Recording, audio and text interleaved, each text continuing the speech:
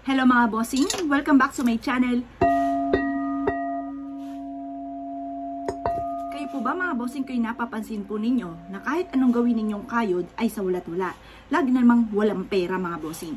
Ako pa may tuturo sa inyo kung naniniwala kayo sa mga gatong mga pamamaraan. At iaadya ka naman ito kung saan lagi ikaw ay suswertihin. Proven po ito mga bossing. Ngayon pa mga bossing, kung parang feeling ninyo hindi ka naniniwala matapos ang bidyong ito, abay wag nyo itong gagawin. Kasi may mga taong gano'n din naniwala pero sinusubukan. Try. Kasi baka mismong kayo ang kumontra sa mga swerteng darating o sa mga ginagawa po ninyo. Kaya kailangan, tandisin niyo muna inyong kalooban. Kapag gusto po ninyo, lumarga po kayo, gawin nyo po. Pero kung kayo may alinlangan, ay wag tatangkain gawin mga bossing. Ano po ba itong sinasabing ito?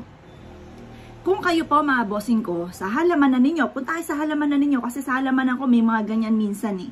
Ngayon, or kaya may ganyan palagi. Ngayon po, kaya lang, nagagamit ko po siya, kaya parang paminsan-minsan wala akong makita mga bossing. Ngayon po mga bossing, kung ikaw ay lagi na lamang walang pera, bagamat ikaw ay masipag, matyaga, hindi nakakalimot magdasal, at parang napapaisip ka, anong problema sa akin, lagi na lang ako walang pera. Ngayon po mga bossing, subukan nyo po ito. Kumuha ka mga bossing ko, halimbawa, ngayon, halimbawa, napad mo to, yung unang-unang pera mo na matatanggap.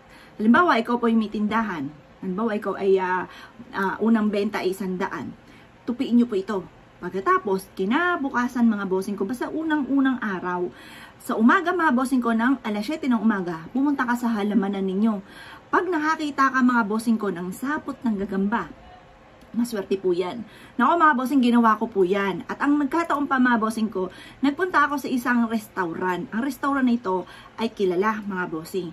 Tapos ngayon, walang kabog-abog mga bossing kasi tinatabi ko yung unang pera ko, yung unang bigay sa akin o unang benta mga bossing sa bawat araw. Kaya kumbaga, nakaready na yan. Sa isang wallet ko, nandun na lahat. Di ko ginagastos po yun.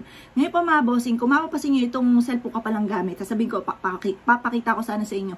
Nasa likod niya, 1,000 pesos. Unang araw naman ito ng January 1, yung unang benta or unang natanggap ko mga bossing.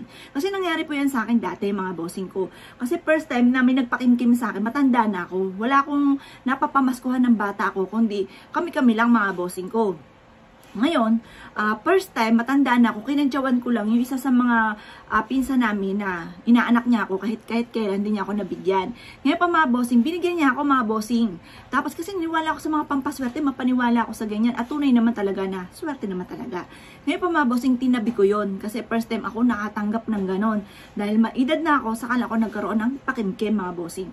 Ngayon pa, swerte po yan, basta wag nyo nang gagastusin po yan. Ngayon pa mga bossing, kapag nakakita ka or meron kang ganon mga bossing ko, yung unang-unang pera na kahapon, yung unang-unang pera mo natanggap, tapos yung ngayon, gawin nyo, maghanap ka ng sapot ng gagamba.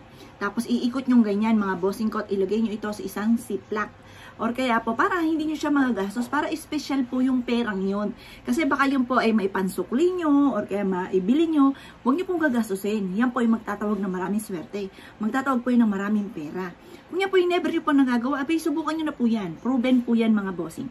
Kaya ako ikisa sa mga naniwala at naisip po yung gawin. Siya mga bossing, good luck po sa iyo po lahat.